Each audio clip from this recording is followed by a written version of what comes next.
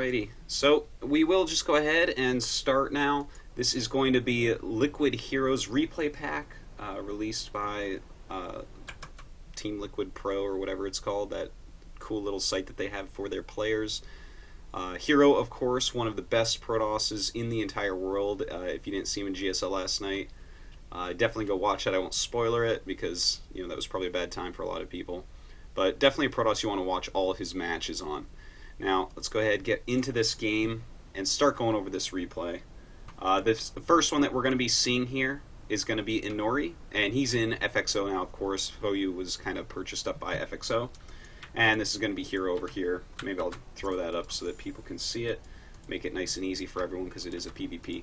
Alright, so we'll just start playing this. I'm just going to go ahead. If you haven't seen this show before, thank you for tuning in. I'm just going to go over this as deeply as I can. It won't be only Protoss, like yesterday I did do a TVZ, but I wanted to do this HerO replay pack before it became obsolete. Protoss metagames specifically are changing really, really rapidly right now. It's not like TVZ where it's like pretty figured out and slow going. This matchup is getting like really quickly figured out in a lot of different ways and changing a lot. So I want to go over these reps. Anyways, so very stand from both so far. Notice neither is scanning quite yet. Or scanning, oh my god. Neither is scouting quite yet. And I want to see, one thing that I definitely want to see here is, will either or both of them check for a cannon rush? Because cannon rushes on this map are really, really deadly. And if you don't scout them in time, you can absolutely die to them. It doesn't matter how good your opponent is, it can happen. So that's something I'm going to be watching for very closely here. Is he going to duck down and actually look? Alright, he hasn't ducked down yet. I mean, he does have this gate here, but what does this really see? Nothing. There could absolutely be cannons here. So I want to see if he does that pretty soon. This is a smart move, putting the pylon up there to check. Notice HerO is doing a sweep of his base. Puts this here, sweeps around the base. Very smart, and now he's going to sweep out there. There you go. That's what I was looking for. Alright, this is why HerO does well, okay? These are things that happen all the time. He has this timed out. This is a good timing for it, too. It's right before his gate finishes. Now, if he sees that, he can Chrono Boost out his Zealot. He can choose, do I go Forge? Do I go Core? So this was beautiful. You have to do this on this map. On Metalopolis, you're going to have to sweep down and sweep over and check over here. Inori hasn't done that yet. He hasn't checked over here at all. HerO could be making cannons there. He doesn't know. He could be making cannons there, which is even more deadly, and he wouldn't know. And I'm just going to check real quick, make sure that the sound is fine on this. Yeah, I guess it pretty much is good. Okay, so anyways, that's my little complaint right now for Inori. That's really, really dangerous. For instance, let's say that he gets up in this base with this probe, and this isn't HerO's base. What if HerO's over here? There could be cannons finishing right here by the time he gets over and figures out that HerO is not or is cannon rushing. Alright, so both players throw up their cores at very similar times. Inori straight into the base, a reasonably quick scouting speed. HerO not scouting yet anywhere but in his own base, which is fine. And throwing down a cannon. I mean, not a cannon. My brain is so much on cannon rushes right now, sorry. Throwing down the assimilator on HerO. So that's kind of interesting. This is something I feel is actually going to fall out of favor a little bit. The really quick assimilator steal. It was super good for a while when you couldn't expand, but right now the metagame of PvP is definitely shifting towards fast expansions, whether that's 1 gate, 3 gate, or gate robo gate expand, stuff like that. There's a million different build orders for it right now, but absolutely fast expansions are very popular. And while you do want a lot of sentries with them, while you do need gas with them, they're going to get out a few early units, and they're going to be able to kill that off, and they aren't really going to care because they don't really need that much gas right off because they want to make that Nexus pretty quickly. So I'll be interested to see if HerO actually does that, or if he wants to go for something like a 3-gate pressure. I'm thinking he might go like a 3-gate expand in response to this, but we'll have to see. Now Inori getting his own gas, so he's going to have the double gas, teching up a little bit. Let's get that one Zealot out. HerO just going to town on the Geyser, making plenty of units. And look at this, Inori being a sneaky snake. He has snuck back in here. Will he go all the way back here? Oh my god, look at that, stops right before the smoke. And HerO, oh, see, again, this is why HerO is so good. He is scouting out everything. He's like, all right, I realize that it's probably didn't happen, but there is some chance because I did not have full vision of my ramp. I have to check again. And the fact that these type of things are built into his play just goes to show how intelligent he is. That is such a nice move right there. So down goes the probe. That would have been absolutely deadly. And Inori, well, it looks like he wasn't going to do a rush anyways, but that would have been a nice scout. It could have been a warp gate rush, you never know. Instead, he is actually going for the super quick robo. Already has 3 units out. I love that he's chrono boosting a lot of units to actually get enough out off of his gate that he feels safe going for the super quick robo here. And in fact, his robo is even slower than HerO's, and that's because HerO went for the double Zealot. He's like, all right, I'm just going to throw that robo up really quickly. Now, what is he going to do with the robo? Are one of these guys going to go blink? Are we going to see just Immortals and expand? That's the next thing we're going to look for. Are we even going to see a robotic support bay go up? Alright, so both players look like they're going to be going up to 3-gate, or no, 3-gate robo for Inori, 2-gate robo for HerO. Both players look like they're getting exactly 1 sentry, and that's just super safe. 1 sentry usually buys you time if you're smart and good with it, to get more sentries if you actually need it, and you don't want to spend more than that. It's just so much gas to actually get. So both players getting out their quick observer, and Immortal coming up for HerO. It really looks like HerO's build is going to be a fast expansion to me. But yeah, there's a 3rd gate. Now, what do you think? He's going to go get aggressive with this not-so-mobile army? No, it really does look like he's going to expand pretty soon. And on the other hand, Inori going for the robotics support bay. Now, an interesting thing that's really evolving quite a bit on the Korean server right now in PvP is speed warp prism immortal drops. That's becoming really, really popular because if you don't go Phoenix or Blink, then speed shuttle speed shuttle stuck in my mind from StarCraft 1, but speed warp prism immortal tears everything apart. Colossus builds don't stand a chance using all that gas on Colossus. There's not nearly enough Stalkers, and it doesn't matter because you can get away with that warp prism every time, and 2 Immortals just cut through them like a hot knife through butter. It's pretty insane. So I'll be interested to see what happens with this, because this player here, Inori, is the one going for the robotics bay. Now, if he goes straight up to Colossus, with his 3 gates, the only thing he can support is Zealots, because he's spending all the gas on Colossi. So if HerO decides to go for the Warp Prism play, he's going to be able to fly in and out. Look, you think this stuff here, these 3 units that can hit air things can stop that? No, he can kill all of it. It takes some micro and some paying attention to. But anyways, again, I do think we're going to see some expansions coming up pretty quickly here.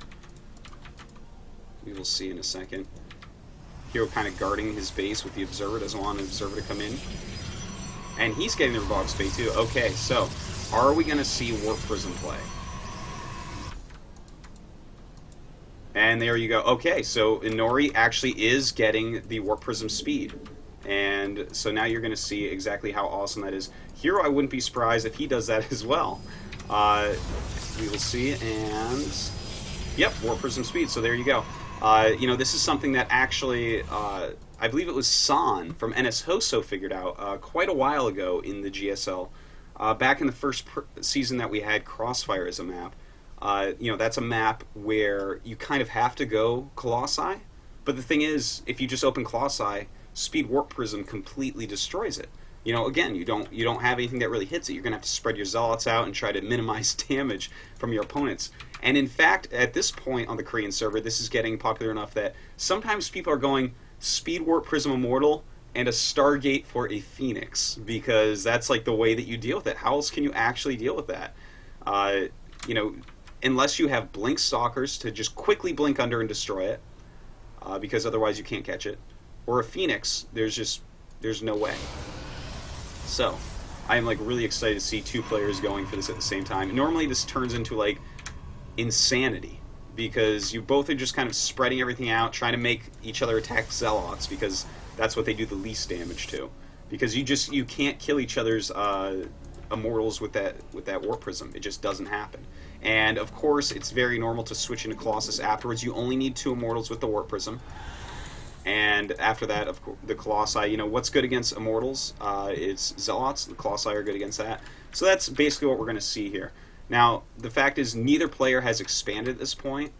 I'm just slightly surprised. I wonder if this replay is maybe a couple weeks old, where this was just breaking through the metagame, because neither player can actually attack each other right now.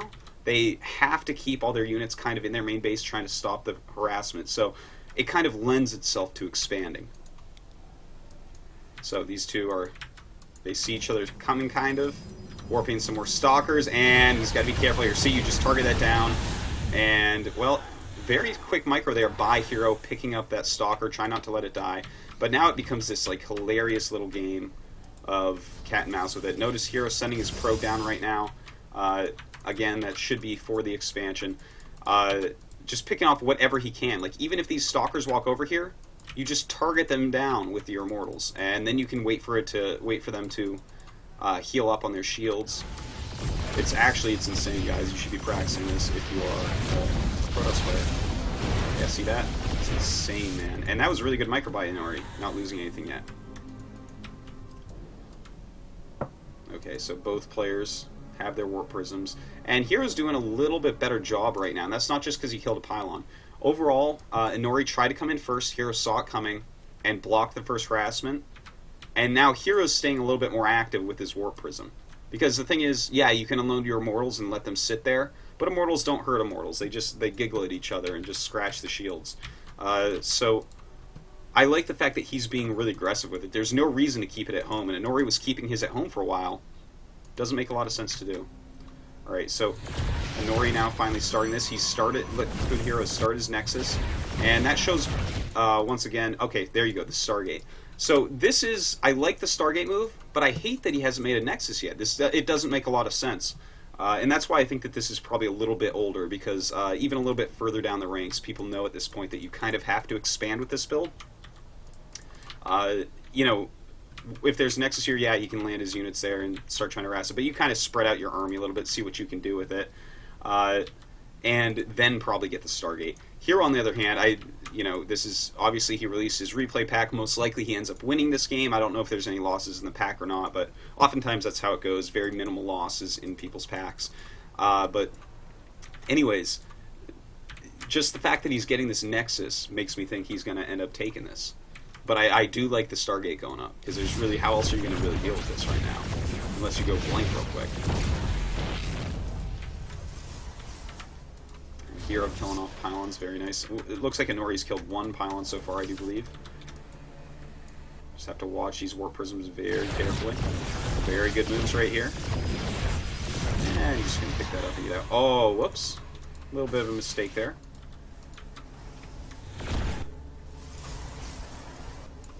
I like the observer placement. This is going to tell him the unit movement of the army. For instance, if Inori wants to try to fly down and harass the expansion, or even harass over here a little bit, this is going to tell him where the mass majority of the units are. Because, you know, what he's going to be scared of is the whole army coming up onto his units. If it's just Colossi, for instance, like let's say he drops Immortals right here, yeah, the Colossi can walk down, but that's what he wants. He wants the Colossi, he wants the units to be on attack move and see the units coming this way and the Colossi coming this way, because then he can pick off a Colossi. And if you pick off even 1 Colossi with this build, as long as you keep your macro up, you should end up probably winning the game. It's just such an expensive unit to kill basically for free. Ooh, nice defense by HerO. Really nice defense there by HerO. Let's see, did anything happen over here that mattered? You know, it looks like HerO killed off a pylon while defending very well. He is up by, HerO's actually down by 2 supply. Let's take a look at that unit count. HerO has a few more probes, similar Zealots, same Immortals, same Colossi. Yeah, everything's very similar right now, you know.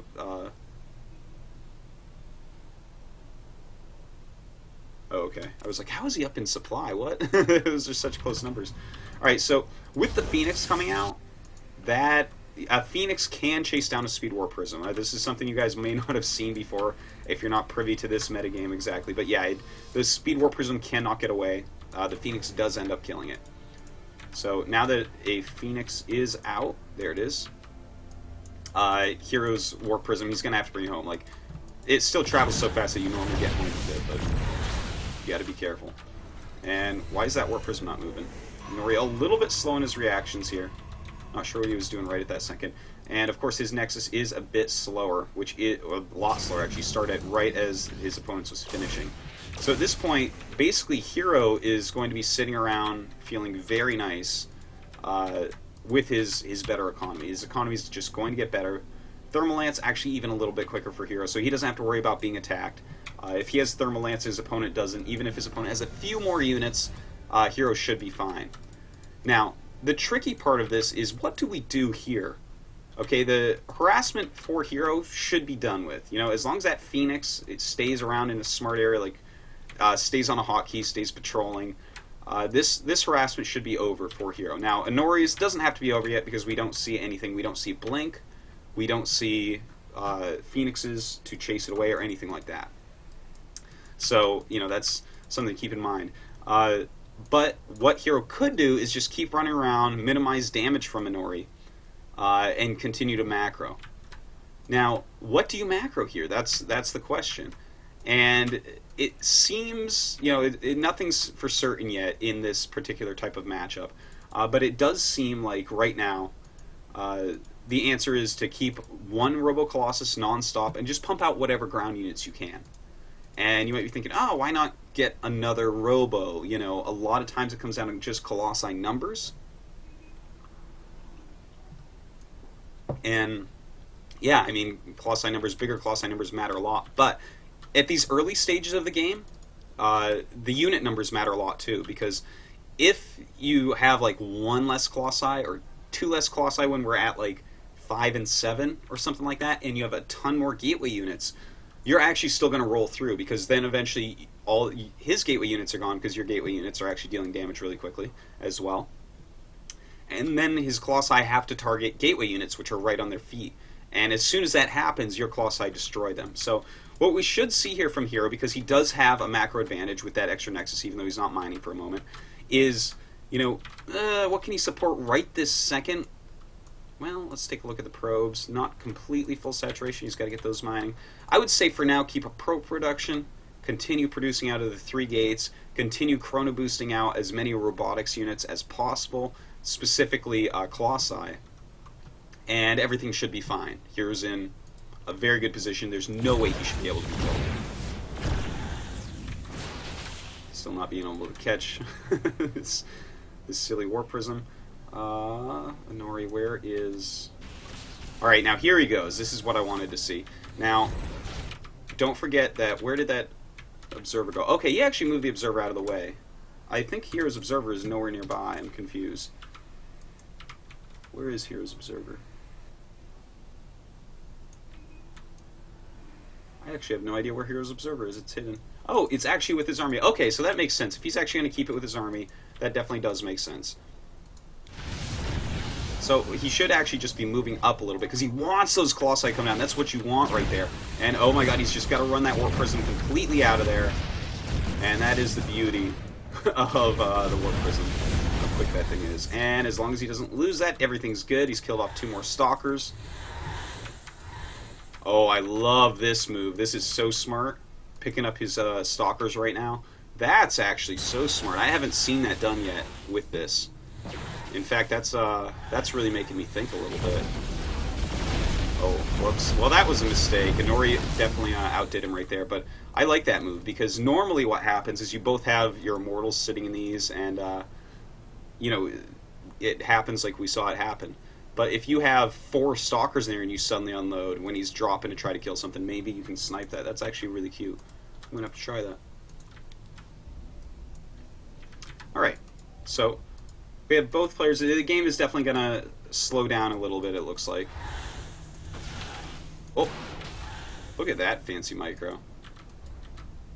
Wants to pick up his Immortals, but doesn't want to lose this thing to... of course, if he loses this with the Immortals, then suddenly HerO has a big advantage. HerO now moving out across the map. Both players do have their Thermal Lance. Colossi count at 3 apiece. Immortal count at 2 apiece. I mean, as long as it looks like... I mean, it's basically the same amount of units right now. HerO can't attack, so yeah, he doesn't actually end up attacking. And now Inori just still going to try to do what he can with the Warp Prism, but I mean, that's not really going to be anything. I don't see him doing anything. I really do like the fact that HerO has these units here, just so that if he does see his opponent move out of position, he can go and drop. And he's actually making Phoenixes, which, I don't know, that's, I'm going to have to think on that a little bit. The production of Phoenixes, they're an expensive unit, you know, 100 gas, that's really what is kind of mattering. Inori just trying to scare HerO right now, scouting out a little bit. You're not really buying it. And Twilight count's going up. I like that tech. I like that switch into that, because if you can get that blink up, that's going to help out a lot. And of course, if you want to mix in some Archons or something. And in fact, he's actually going for a Dark Shrine. Oh, that's really interesting. Now, of course, he's going to try to do things with DTs, but I wonder if the Dark Shrine, the fact that he's going to have DTs is a bonus in getting some Archons out, because Archons are actually becoming a part of the ultimate PvP mixture, and this game already is beginning to look like it's going to go on. This is a very hard map to attack each other on, especially in these spots. I would not be surprised at all if this game goes up to 3 bases, maybe even 4 bases. In fact, looking at the amount of time left on the replay, with 10 minutes left, it probably will. And when you start going up towards that maximum ultra Protoss army, what is that army? That hasn't been answered yet. We aren't completely sure. Most likely it's going to have a Templar or 2 in it. Maybe even more. Psystorm builds are starting to become a little bit popular on the Korean server. They aren't as good yet, but there's something about them, because you always have like a ball of units as Protoss. And Colossi are not that good at running away from Psystorms, believe it or not. So you might have some High Templars. You'll definitely have a lot of Colossi. You definitely want to have a Mothership, and of course High Templars for feedbacking your opponent's Mothership. And Archons. Archons have a ton of health and do a lot of damage. They really soak up Zealots very quickly. So, for instance, to get back on point, what I was trying to say is, HerO is getting a Dark Shrine right now. And yes, he's going to definitely try to do stuff with DTs, but I feel like he might want the Archons even slightly more than the DTs, just because if you take his army, if you have 2 armies that are almost the same, and then you have, like, instead of an additional 2 Stalkers and some Zealots or something like that, you have some Archons in that supply. That's going to help out immensely. They take a ton of damage, they take quite a beating, and one of the important things is their range. The range on this unit, it's going to walk up to a different distance, and this is something that I love to see in Colossi battles. Like, for instance, if you have all, like, Stalkers and Colossi, you have a big line of Stalkers and behind it line of Colossi, and that's going to help your opponent's Colossi damage to actually hit everything at the same time. If you have all these units walking to different distances, then, like, let's say you have 1 Zealot, 1 Archon, 1 Stalker, and 1 Colossi. They're all firing from different distances. So, the Colossi have to hit the Zealot first, and then they hit the Archon, and then they hit the Stalker, and then they hit the Colossi. And that's just another way that it's going to help. Not just that, but of course, when Motherships come out, Archon toilets are amazing. Stopping Zealots, just being a damage soak for Zealots so the Zealots die quicker, and of course they kill the Zealots very quickly. All that stuff's pretty important. So I'm really excited to see what he's doing with this Dark Shrine, because this is something, personally, for my style, the way that I look at the game, I would just never, ever, ever get a Dark Shrine right now. It's super interesting, though. I can't wait to see what he does with it. Now, a Forge going up for Inori, very smart move. Those damage upgrades are going to be crucial with Colossi. Kind of cute with what he's doing with the Phoenixes, but, I mean, are these Phoenixes with their low damage ever going to actually do anything? They're only going to do 5 damage in 2 attacks, so that's 10 damage total to the Colossi. Yeah, you can pick up some Zealots. Is that really what you want to do? I don't know, because each of them are 2 supply. I feel like I'd rather have a Stalker in there. But, of course, they are a little bit useful. You might be able to pick up some probes and do some harassment like that. Yeah, I mean, he is picking off some units, but all I'm saying basically is I'm not completely sure about going for 4 Phoenixes here. I feel like Phoenixes become less powerful as the game goes on, unless you do something crazy like Phoenix DT, Speed Observer. That's a fun build. Okay, so do we have DTs out somewhere? The Dark Shrine is done. Oh, not yet. Trying to sneak in a pylon there, that's cute. So HerO, he does have 2 DTs. Where are they?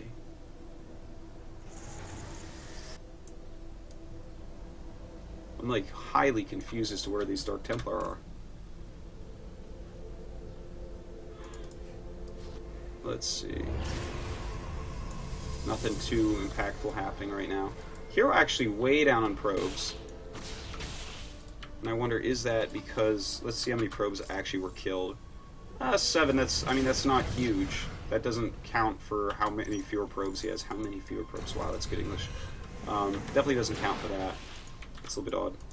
I like that HerO has Blink right now. It's going to help him out a lot against these Phoenixes. They got a position once, they're all going to die. Or at least 2 of them. Colossi counts right now, 6 against 7. Pretty decent. A lot of Zealots right now for Inori.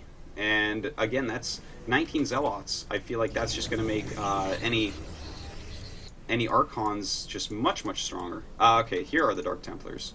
Trying to do a little harassment with those. He really hasn't killed anything, though. Maybe a pylon or 2. It's smart of him to do some harassment. That's a little bit dangerous to have that out. But, ooh, look at this. Oh, that was such a nice move. Just a kind of late blink up here. And Inori, he's out of position. I love that move right there to do such a late blink up. He's got to be careful here. It feels great to kill a robotics, but losing all these would not be worth killing this robotics right now. You know, both players have great economies. He can stop Colossus production for a moment, add on 2 robotics, and he killed enough stalkers. It's okay, you know. So I don't want to see HerO lose too many of these here. But I really like that, you know, just at this point, Inori is kind of keeping his army together. He's like, eventually a battle's going to happen. It's going to be gross. So HerO just takes every little thing that he can do to do some extra damage. Oh, and look at that. As always, HerO... Oh, he didn't actually lose that many. Just some damage. But, you know, just flanking a little bit with that Dark Templar. His third base a little bit slower, but, you know, he's doing some damage to make up for that. And look at this, the multitasking of HerO. Another reason why he is one of the best. Just beautiful, beautiful multitasking here. Targeting on that cannon, taking out more probes. And now his Colossi coming in. Look at this cute move. Okay. That was interesting. Maybe that was just an attack move command. They're like, well, the quickest path for us is going up the hill. And look at that. The Warp Prism just will not die. Alright, so let's take a look now. Now HerO suddenly, before it was 2 workers killed by HerO and 7 killed by Inori, and now it's 16. So during that harassment with the Dark Templar, basically what he did, right, was he blinked in because he realized the army's kind of in the middle trying to zone out so that they can go either way quickly, and he used that against Inori. So he blinked in, just started targeting down something important like the Robo, so of course Inori's like, oh crap, I gotta get in there. And he sent his whole army, which of course you never really want to send your whole army. You want to send enough that your opponent either loses units if he overcommits or he runs away. They're blink stalkers, you know he's going to run away. You can just send enough units to scare him off. And at the same time sent the DT down to start harassing that third base. He knows that Inori's stretched a little bit thin, is doing a few wrong moves. And then as soon as he blinks out after killing the Robo, Inori's like, well crap, I got to send my units over here now. And so he sends his entire army once again to take out the Dark Templar. At which point, HerO flies in, drops in the main, and just starts targeting stuff down with some DTs and Zealot. And that's a beautiful set of moves. That was like a 1-2-3 punch or something. And that got HerO ahead once again. Even though his third base is later, we look at the probe count now, it's evened out quite a bit. And HerO's actually killed more of Inori's. So everything HerO's done here, very intelligent, just really, really well done. And in fact, he's getting Charge and a Templar Archives. That is interesting. You know, if you have Zealots, you may as well get Charge because slow Zealots are, like, worthless. Kind of like slow Zerglings. Not so good. I love that we're seeing attack upgrades. The armor and plasma shields really aren't all that important. Sometimes you will see someone go double Forge in this matchup. I feel like it's a waste of gas, to be perfectly honest. I mean, I love upgrades more than anyone, I think, and it doesn't seem like the most worthwhile thing. And look at this. Once again, the army going over to try to deal with that Dark Templar because, of course, the drop made them go back and the Dark Templar lived. And now the drop comes back. So HerO just timing out all of his multitasking just beautifully. Excuse me. Alright, so now he's going after this Forge. I like that. I do have a comment on the upgrades of something here. And I want to go over this real quick.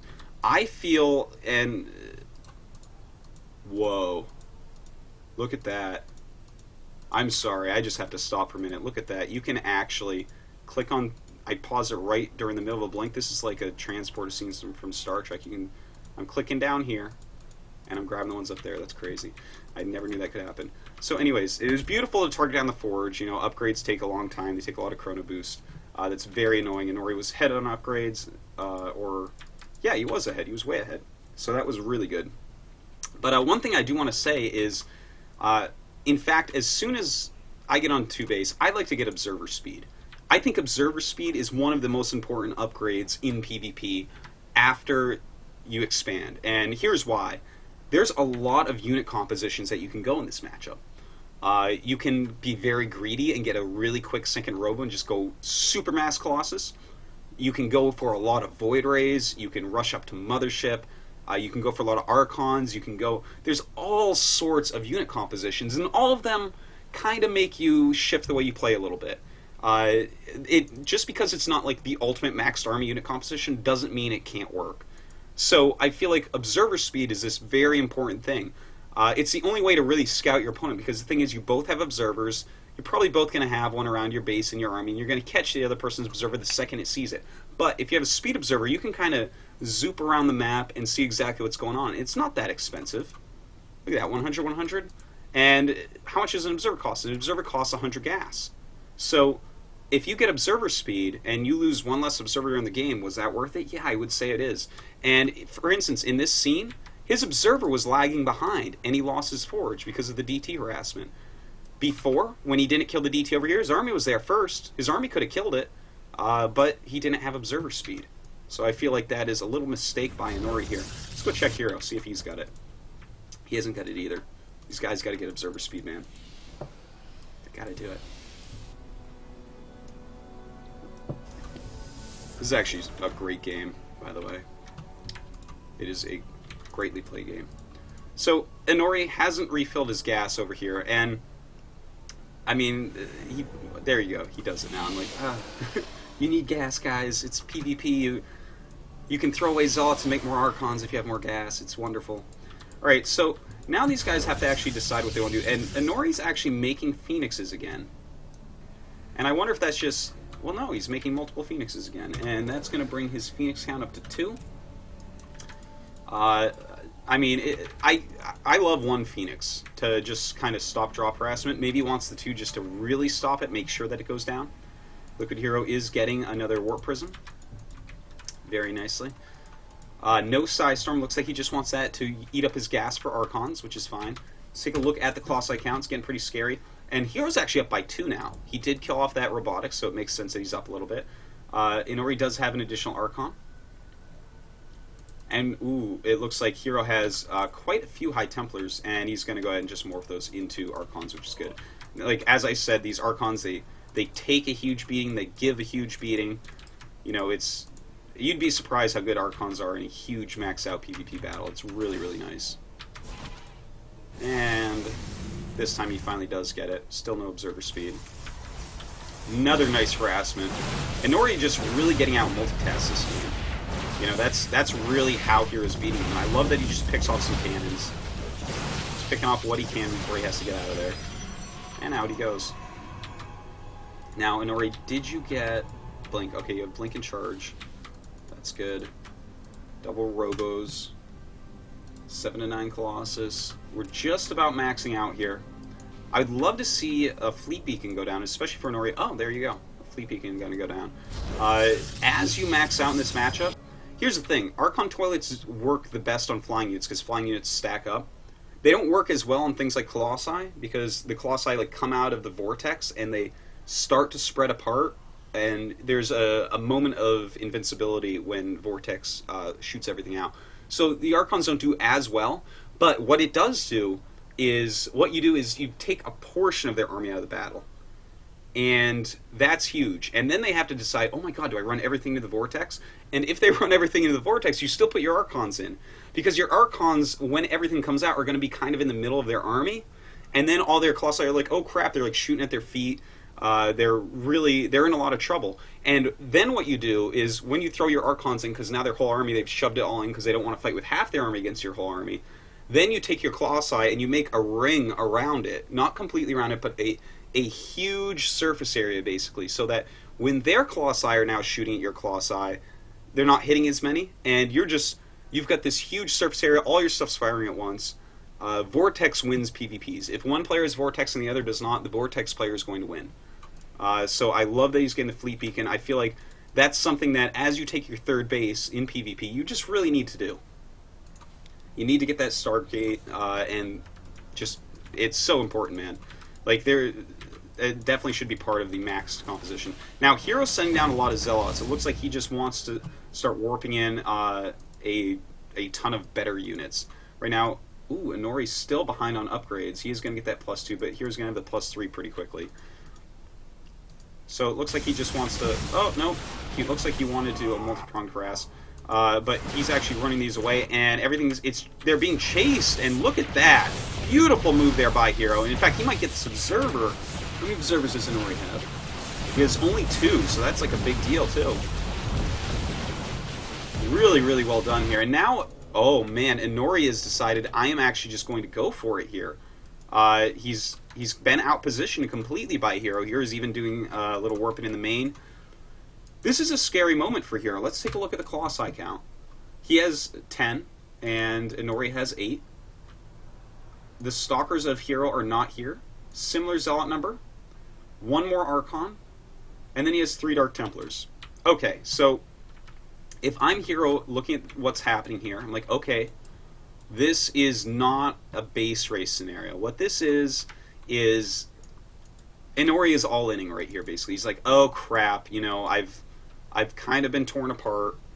I have to go and attack and see how I can do. And basically, Inori will either win or lose right here. This is it. So HerO has to decide, how are my best chances to win this? Because let's look at his supply that's not here. First off, 44 probes of 47. Let's call that the same number. The supply that he does not have here. He has 3 Zealots. And he has, looks like, 8 Stalkers. So that is, oh, I hate math, 28 supply. So his army supply is going to be 28 down from his opponents. They both have War Prism, Phoenix, whatever, sitting around. So he's going to have, let's say, 25 supply less in army. Now, that means that if Inori spreads and attacks well, he should kill this army. And if he kills this army, the thing is, once you get a little bit of a lead, as far as army goes, it just crushes. Like, suddenly, as I said before, like, once all the ground units are dead for HerO, there will still be some for Inori. And then Inori can simply go through and crush the Colossi very quickly, because they're shooting the ground units, and then your Colossi micro forward and just start targeting them down. What do? Right click on their Colossi, then they run away, and then the ground units are killing your Colossi. It gets messy. The only thing HerO really has going for him right now is his upgrades. He's got the +2. Inori's got +1. Let's see. Inori... his +2 is about to finish. Does he have a Chrono Boost on it right this second? I think he just Chrono Boosted, in fact. He realized, okay, I need that +2. Even that out, and because, I mean, an additional +2 attack on 9 Colossi actually does make a big difference. So, I'm looking at this, I'm saying this is hard for Inori to lose right here. You know, he's going to be in a pretty good spot. So, HerO has to spread perfectly. If he's going to be attacked into here, for instance, he needs to put maybe some Colossi here, a nice arc like this. All right, let me show that maybe a little bit more smoothly. I use arrow keys a lot, sorry. Maybe some Archons up, Colossi up here. Maybe a slight arc like that. You want this insane arc going on. Right now he's in a clump. This army right there, if he spreads this and attacks, I don't see it going that well. So that's one thing he can do to try to get this battle into his favor. What's another thing? Well, let's say he snipes the Observer. Do we have an Observer building? We don't have an Observer building. How many Observers do you have, Inori? You have 1. Is it hotkeyed with your army? I should probably put hotkey stuff on. I don't like it on the screen when I play. How do I do this? Control groups. Normal. Okay. Alright, let's see. Is it? Yes. He has one hotkey for his entire army. And in it, ooh, he has a warp gate in there too. But he has the observer in it. Now let's find the observer. There it is. He does not have observer speed still. Okay. So another thing that can happen is he could snipe this observer. If he snipes his observer, warps in a couple more DTs, those DTs are going to go to town. And the amount of time it's going to take for him to start an observer and get it all the way over there without observer speed, not that observer speed would win the game for him in this situation, that's definitely another way, but that relies on Inori making a mistake. Before you go into a battle like this, you should have an observer on another hotkey sitting behind your army so that you can bring it in. Inori has not done that here. So let's take a look and see what HerO chooses to do. Looks like he's going to go for the spread, which is very smart. If he sees that observer come up, now does he have an observer here? I don't think he does either. I think his observer is over here. Yeah, and actually his DT's over here too. So this is a hard position, but he is spreading reasonably well for how quickly Inori's running in here. Now this is a huge mistake. Inori is just charging in. So the fact that HerO didn't do a perfect spread doesn't even matter, because all this stuff is quicker than the Colossi. Let's look at the movement speed. 2.25. I think the Archon is 2.25. Okay, it's actually even quicker. Of course, the Stalkers and Zealots with charge upgrade are quicker. So the Colossi are going to be the last to join the battle. These are going to get in there way before the Colossi and evaporate to all this. So the fact that he's not attacking all at once, this is probably going to be what ultimately costs him the game. Nope. Okay, so he does pull back a little bit, but he has already lost a good amount of units. Now HerO's going to want to spread a little bit more. It's a pretty good spread right there for how quickly he had to do it. Alright, that's as slow as it goes. Alright, let's try to look at exactly what's happening in this battle. Alright, the Zealots are all coming to the front for everyone. They are charging up there really quickly. So all the Colossi are firing. Now, let's look at the spread of Colossi and the count of Colossi right now. HerO does have 2 more, which puts him at a pretty decent advantage there. Now, this part here is a little bit sad. I mean, right now, this one's firing and this one's firing, but this is a big clump.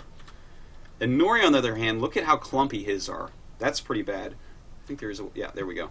Take off those bars for a second. His aren't spread at all. Like, let's say that these two are up there. He has a better chance in this battle. But he's got this big clump. A few of them aren't going to be firing.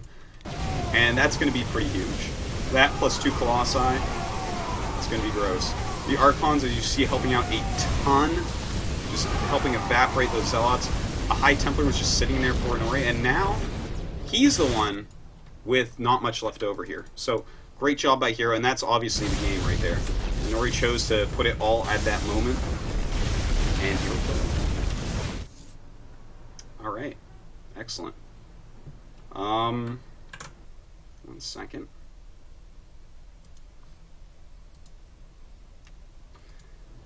Let me switch to the replay.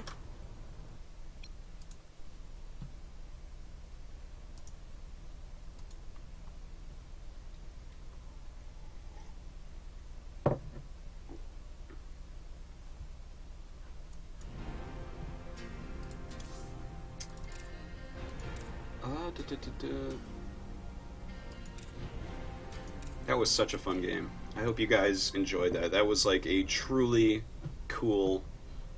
That made me happy.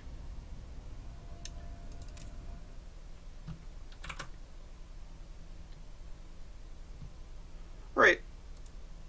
I'll go ahead and pause this game. We'll get into this in just a second.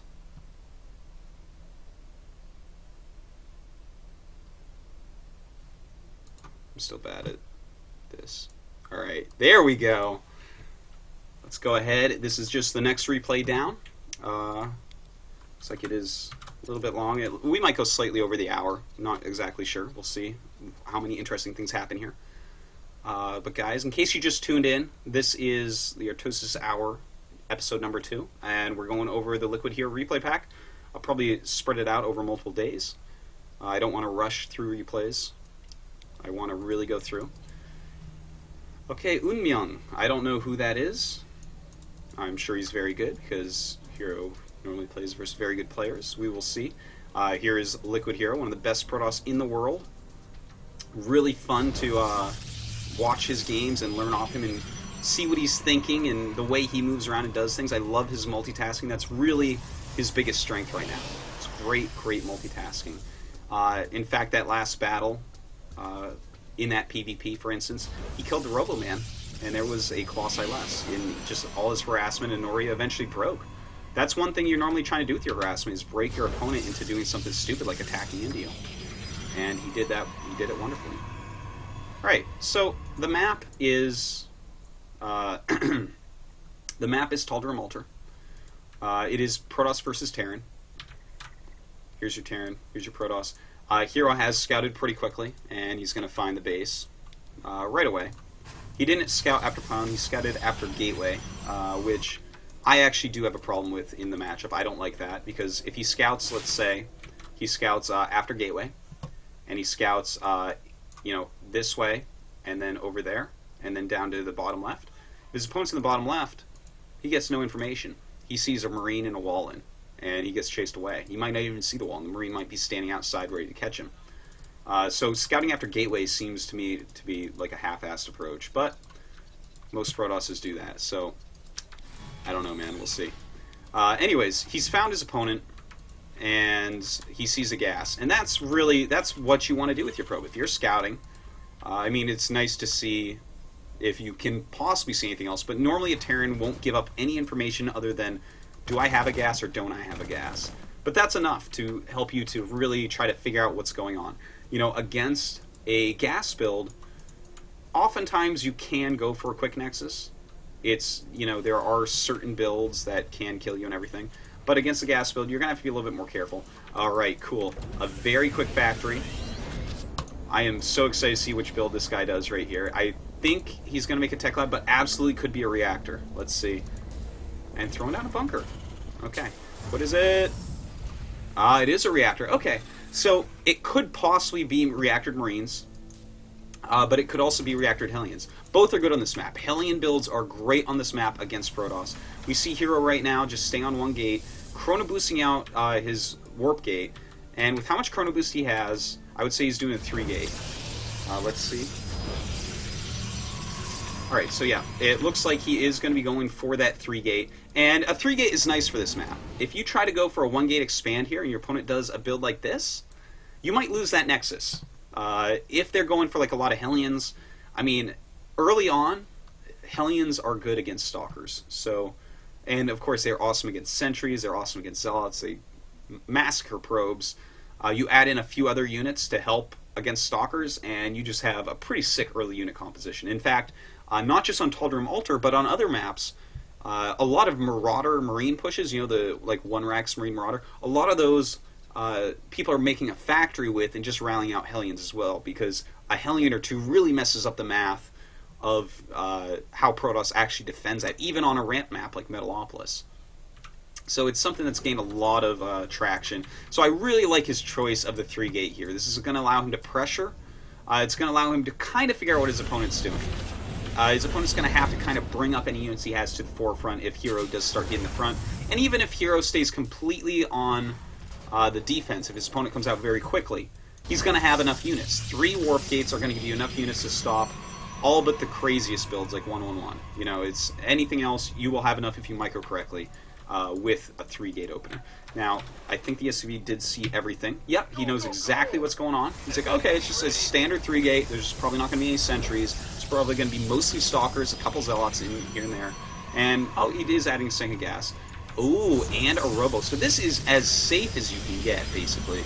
This is, like, almost too much safety, but it's, like, a smart move as well. Better safe than sorry, that is for sure. So right now, let's take a look. This is a very nice move. Basically what he's looking for here is any medevacs coming out. This is right in the flight path that a medevac is most likely to go on. Normally you're not going to expect a Stalker to be here, so you won't hug the side. And I would not be surprised at all if this Stalker ends up seeing the medevac. Now that's a little bit sloppy by our Terran player, because he's playing as if he's playing against most Protoss. But you should always be playing as if you're playing against, you know, in practice games at least, you should be playing as if you're playing against the best player in the world. Would the best player in the world have a Stalker here? Well, HerO's quite good, and he has it there. So yeah, I would say that that's a pretty decent place to have a Stalker right now. So we'll have to see if that medevac goes through there. Let's see, where else does he have things? He has a little pylon right there. That's an interesting pylon. Seems like mostly a warp pylon, but also in a place that can give him some scouting information. Now the medevac is out. And let's see. Would the stalker have seen it? Maybe. I think the stalker was right there. It could have possibly seen it, but he's being pretty safe about it. You know, he assumes the stalker's not going to be standing right here. His depot sees down a little bit. He's like, all right, so that's fine. And it looks like HerO just barely going to miss exactly what's going on here. But he is bringing in his stalkers, so he knows the timings of things like this. And this is really important. I mean, if 3 Hellions get in there, you don't have any units, you're dead. The game is over.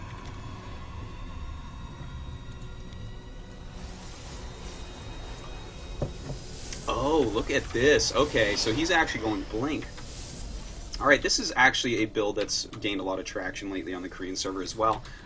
You know, Blink Observer is something that started out in Protoss versus Protoss as just a great build, and the metagame has kind of devolved away from that. It's a lot more about expanding, especially on the maps that we have right now. And so players started trying it out a lot in Protoss versus Terran.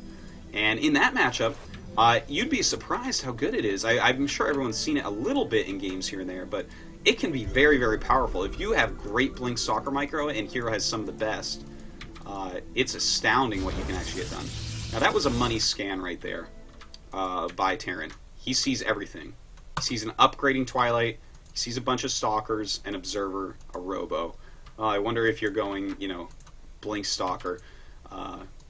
And of course he is. Now, our Terran player is actually going Siege Tanks, Siege Mode. He's got 2 barracks. He's got a starport out.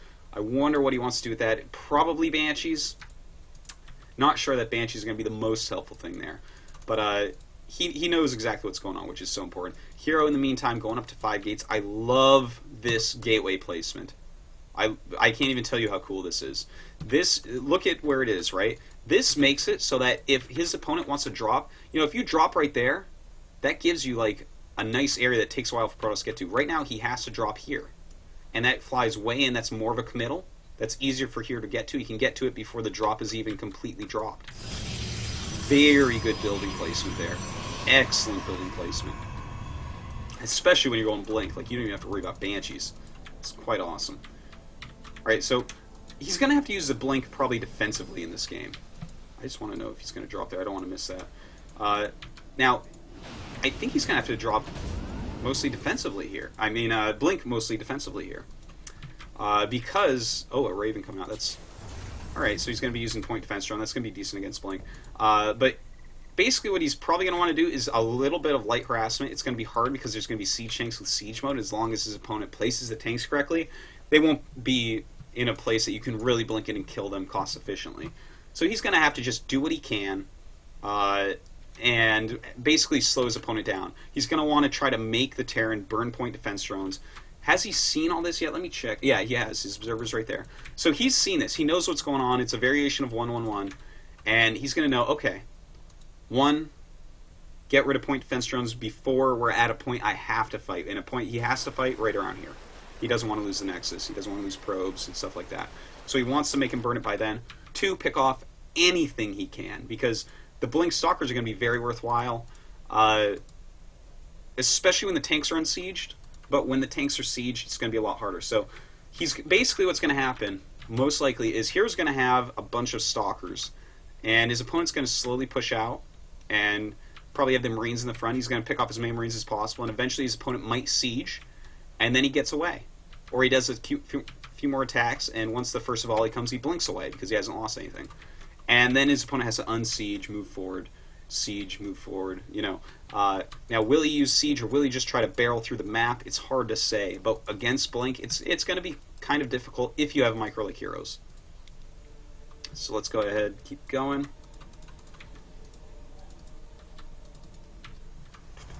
Still no drop. Looks like he's really saving that. Only 1 Stalker left there. So excited to see how HerO deals with this unit composition, because this unit composition is good against Stalkers. It's really going to come down so much to tactics and micro. Alright, and ooh, that was... I like that. He realized, it looks like, you know, he saw the 2 gates, he's like, oh, I don't want to drop there, that's an overcommittal. So he comes down here and drops. Nice move. Now there's plenty of stalkers here, so, and with blank, this is just nothing's gonna really go down. Might get a few probes at the third base. I like that warping. And let's take a look at Worker Seal. Oh my god, he actually got more than I thought. 9 probes killed. That was a great little thing for him to do. But the one thing you do have to realize that, yeah, he did kill 9 probes, but this was after the expansion's been up. Let's take a look at the probe count. Still at 27. Still kind of decent. He does have the 2 Nexus, so he can refill it pretty quickly. But I feel like the most important part to look at there is, even though he killed some probes, like if he had done that a lot earlier, before the Nexus was up, it would have stunted everything and made everything a lot slower. At that timing, it wasn't as impactful. And let's not forget, he traded 3 units, Army, for the probes. So he's trading Army for probes, and that's kind of okay for HerO, because the only thing the Terran is doing right now is building an army. If you are going to do a 1-1-1 and try to kill your opponent with it, and you want to do some economy damage, you have to do that early, not late. You want to do it early on. Later on, you don't want to trade for economy. You want to trade for army, because otherwise they're going to be able to stop your army because they've already had economy for long enough. Because you're not going to have the economy advantage ever in a 1-1-1. So just doing basically any economy damage you do, this is the best way I can think to put it, with a 1-1-1, you do early on to prevent more army from being built. It's not to cripple the economy, it's to cripple the army count. So to do it this late, not as impactful. Alright. Speed it up a little bit. This guy really waiting for quite a bit. Looks like he is going to lose that depot. Nice harassment by HerO. Just anything he can do right now. Just as long as he doesn't lose anything. Ooh, you don't. He took a lot of damage on that stalker. Just a slight mistake there. Not a huge deal. But, you know, every hit point counts. He is starting to mix in some mortals. I like that. Especially if he downs that marine count a little bit with his micro. Now, this is a kind of a scary game for both players right here. This is so execution based right now. A little bit more supply for our Terran player.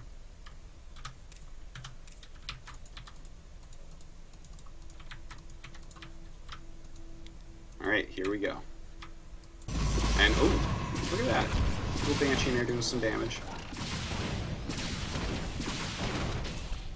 Okay. This is actually what matters, though. The Banshee did 2 kills. 2 probe kills. Okay, whatever. Ouch. Okay, so right now, HerO can't harass. He shouldn't be trying to harass. He should just be kind of waiting.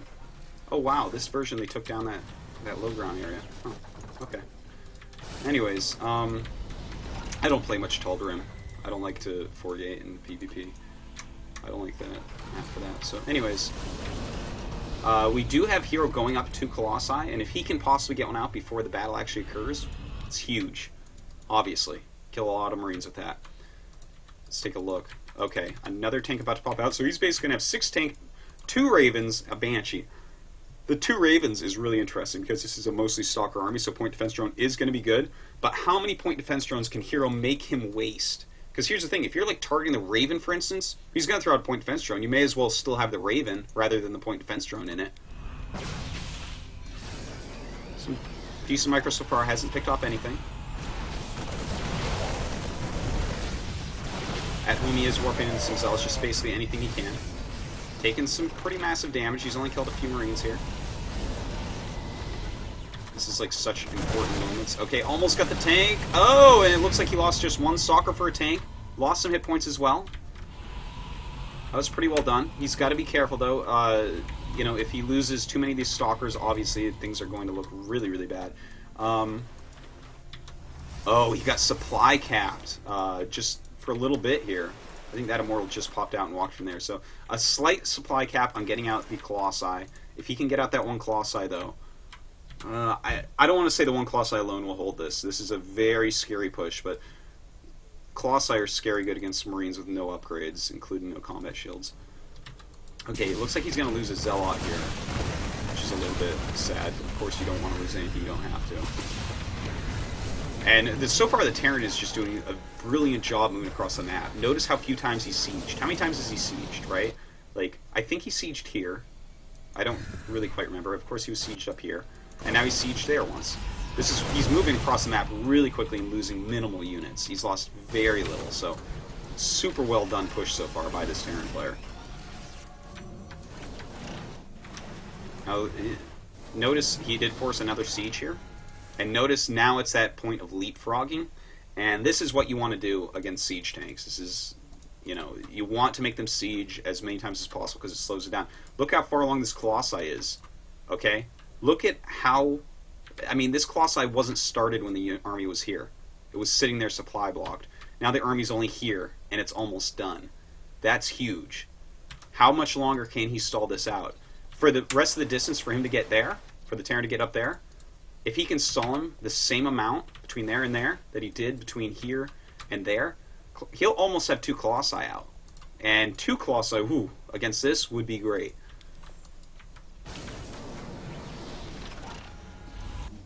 Ooh, I like this. Just a couple Zealots. Remember that pylon earlier? Coming in so useful right now. Damaging a tank, slowing down reinforcements. Just slowing down reinforcements, even if he kills nothing, is great. Any damage he adds on top, that's a bonus. Any units he kills, that's a bonus on top of that. So that is a great little move for 2 Zealots. Now, it is getting a little bit scary. He's moving forward quickly with these Marines. The Stalkers are having to go back, and now he's going to move up quickly with the siege tanks. And this is where it's going to get gross. And now the Terran is basically going to have to decide, do I hit this from the low ground, or do I go to the high ground? If he's pushing up the high ground, it's going to make it a little bit easier for the Zealots, maybe. Maybe a little bit scarier in some ways as well. If he goes on the low ground, while that might give him a great position, he's got to be careful about this Immortal. The Immortal might be able to walk up out of range of the Marines. Don't forget, Marines and Immortals have the same range now. And if the siege tanks, for instance, are right up against the ledge, the Immortal can go to town, maybe kill 2 of them. And, I mean, obviously that is huge. Maybe he'll be able to pick off some of the flying units that are spotting. So we'll have to see. I think he's going to go right up. I don't think he's going to siege up here. I think he's going to try to go up the ramp. Because so far he's played this very well for being 1-1. Oh, man. Now that's a mistake. He almost just lost the siege tank there. Slight mistake. It's okay, though. He didn't end up losing it. And out is the Colossi. And the point defense drones are out, 3 of them. Okay, so this is so smart. There are some cool things going on right now. The siege tanks, he is actually, let me hold Alt to make sure. Okay. What is this targeted on? Okay, so this might be auto-targeting. I thought for a moment that he was targeting these himself. What he wants to do, though, is probably target down Stalkers or the Colossi. The things he doesn't want to hit. He doesn't want to waste even 1 shot on the Immortal, not even 1 shot on the Zealots as far as the siege tanks go. Hitting the Zealots before they close the Marines, great. A great move to do. They really can eat through Zealots very quickly. But once they're on the Marines, all it does is help the Zealots. The Zealots want to be hit by tanks. Especially when Marines are this clumped. Look how tight this clump is. So I'd love to see him actually target him, but the way these 2 are faced, I think that he didn't target. This is just automatically what everything wanted to fire at. Alright, so he is... Okay, there you go. The siege tanks did target this Colossi. The back ones did end up targeting some of this. A little 1 Zealot flank. Okay, so he dealt with that pretty well. You can't really complain about that. The SCVs look like they're on auto repair. Realistically, right now, he should be targeting them on the repair. I mean, I'm nitpicking a little bit, but this is things that you need to think about. Look how low that tank's health is. That's 1 stalker shot. If I'm HerO, and I know that that's 1 stalker shot, I take a high health stalker, I blink in, and I kill it, and I trade that stalker. Because trading 1 stalker, rather than having that tank maybe get 2-3 volleys off on my army, is going to be a great trade. So continue to move forward here. He does have his St. Colossi about halfway done. Ooh, a huge volley right there. I'm not sure how HerO's supposed to win this. This is getting pretty scary. Thermal Lance is almost done, though, so I guess that's pretty helpful. And, ooh, this is the sloppiest I've ever seen. Well, no, that's not true, obviously, but his SCVs are over here attacking probes. This makes no sense. This is not what these are for. He should either be building bunkers or repairing. Those are the only things the SCVs should be doing. I have no idea why they are attacking right now. It looks like he just kind of attack moved, and I don't understand why. Huge blunder there. Look at these tanks that are all low. 6 hit points, 9 hit points, 56 hit points. The Banshee's taking damage. He could be building bunkers. Anything rather than what he's doing with these. Look, the probes are even killing them off. You kidding me? HerO's smiling right now as that's happening. And now he's gonna... Oh no, this is... Oh my, HerO's actually went for a little counterattack here. I wasn't even really watching that because I was so angry about these SCVs like throwing their lives away when they can like guarantee a victory almost for this player. But anyways, it's kind of cute that he's doing a counterattack. This is going to stop his... Basically he's saying, okay, these stalkers...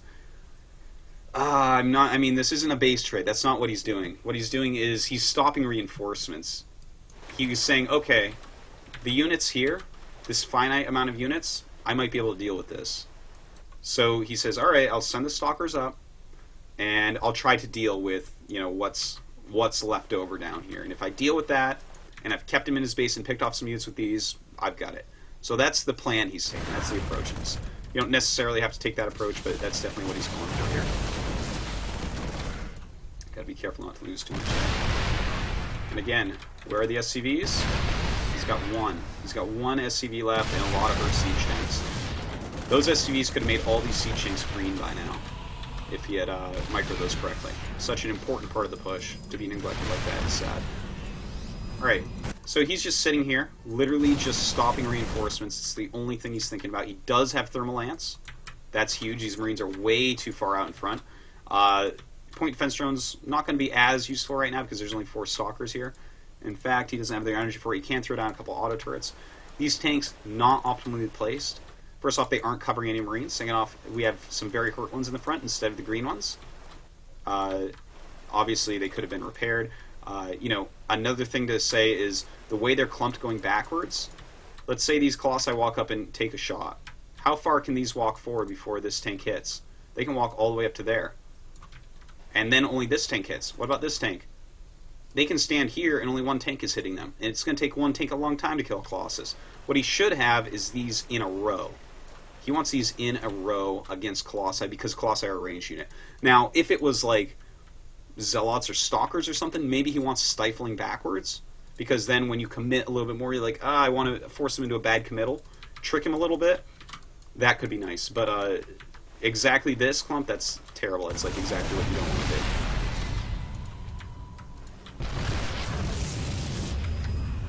Alright, so he's moved back his Marines. Still has one SCV in there, not doing anything with it. Just sitting there, just chilling. He's like, it's fine. Not a lot of minerals left at home, so this game is coming to a conclusion for sure.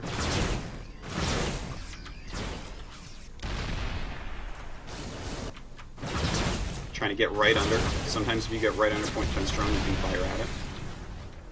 So he's just kind of clearing that out so he can battle anywheres. I like it. And he's gonna, it looks like, ooh, this is a cute move. This is a cute little move. Still not using that SCV portion. Oh no, there he goes. He's finally repairing some. Okay, so that's good.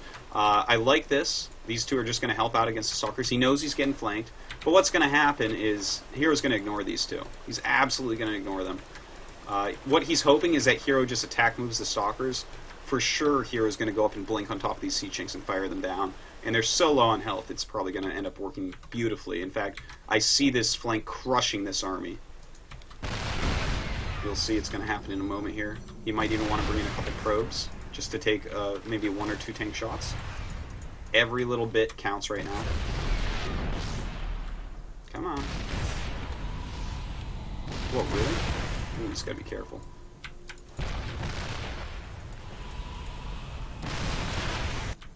Look at that. Floating that out. Okay, here we go. And where are those Stalkers? Oh my god. I cannot believe that those Stalkers are not coming in to help out with this. He is bringing a lot of probes. And I mean, it's nice to bring a few probes. Was that too many probes? Let's see. It's got 3 and 3, 6, 7, 8. He's only leaving 8 probes a chance to live, and I feel like that's too low a number. He's still got enough minerals here that he can remake a decent army for a counterattack. and he's not using these stalkers. I feel like, you know, in my opinion, you take 2 probes, maybe 3, and you put them in front of various parts of your army, and you send all in at once so that like the first 3 or 4 tank splashes hit probes, and then you've closed a little bit more. Also, of course, as I said, he should be running up and probably blinking on top of these siege tanks and just trying to target them down. That really messes with the AI, especially of long-range units like that. Great force fields, though, trapping those Marines in there quite a bit. Looks like all those probes are going to end up dying. And finally, those stalkers do come in a little bit late, though. And it looks like he is going to end up picking off a lot of these units there. And, I mean, that's... The thing is, though, where is his economy? His economy is completely in the dumps now. I think he could have been just as effective with a few less probes. Because, you know, the probes weren't actually damage dealers there. They were mostly to take tank shots. Alright, so we'll fast forward a little bit. I'm sure the hour must be ending. And, this is kind of still a hard spot for HerO. Just kind of checking the map a little bit. I like the Banshee being sent down. A Dark Shrine going up. Did a Raven make it out? I don't remember. Oh, there is still a Raven out. Okay. There it is. Interesting choice to make a Dark Shrine. And again, his economy is still quite in shambles. In fact, he hasn't made a single probe since that engagement.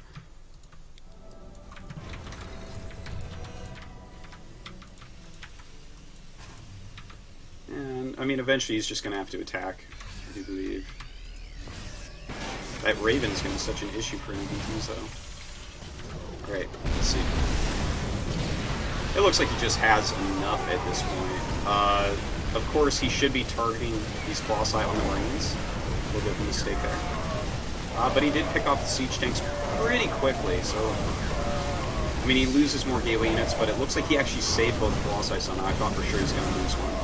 But that's what happens when you pick off the siege tanks. So that was actually an interesting choice to say, I want the Sen Colossi rather than a few more possible gateway units, but actually that might have been even a better choice. I like that kind of... I had no idea he was actually going to be able to save one of those. And at 7 hit points left, I don't know that he knew that for a fact either. Alright, so it looks like at this point, this is just going to be a little bit of a micro battle. But he should be able to win it. Oh, look at that. I love that auto turret right there. That was so brilliant. And just barely can't get it. That was so close. What a close game. HerO barely ended up taking that. Wait, has he... Does he have enough for a DT? Like, do we have a DT somewhere?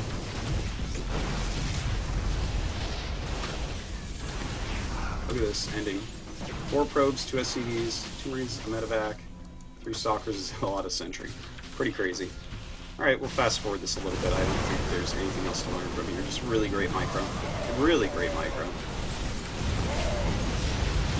God, his control is so good. Really it is.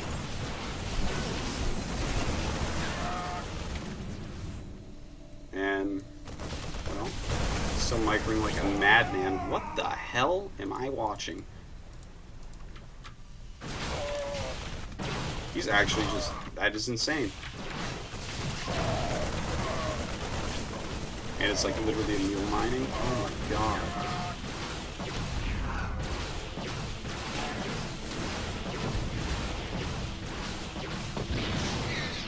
Not exactly sure what that said. And, well, I guess that's it then. Nothing left. GG. That is the ending. Yay. Alright, well, it looks like I've gone over the hour once again. Yeah, that's about it then. I mean, that's the Artosis Hour. Thank you everyone so much for watching. Again, please go to the Team Liquid thread and leave some feedback, what you're thinking of the show, suggestions, things like that. I'm trying to improve it each and every day. So I hope that you guys enjoyed it and maybe got to learn something out of it, got some enjoyment out of it today. I believe it is Valentine's Day in America, so happy Valentine's Day to everyone. I'm so glad. Will you be my Valentine? And yeah, thanks for watching. I think I can do an episode tomorrow. I will look into that and post it if I can. And thanks for watching. Make sure you check me on Twitter. And let me know your opinion on Twitter as well. I read Twitter a lot. Twitter.com/Artosis. Of course, follow my Twitch TV, or however you end up doing that. And yeah, I'm going to have these videos up on YouTube pretty soon. DJ Wheat's helping me out with that. I'm terrible at computers, so it takes a little bit. But yeah, go ahead, leave me some feedback and all that. I really appreciate it. Thank you everyone very much for watching, and hopefully I'll see you guys tomorrow.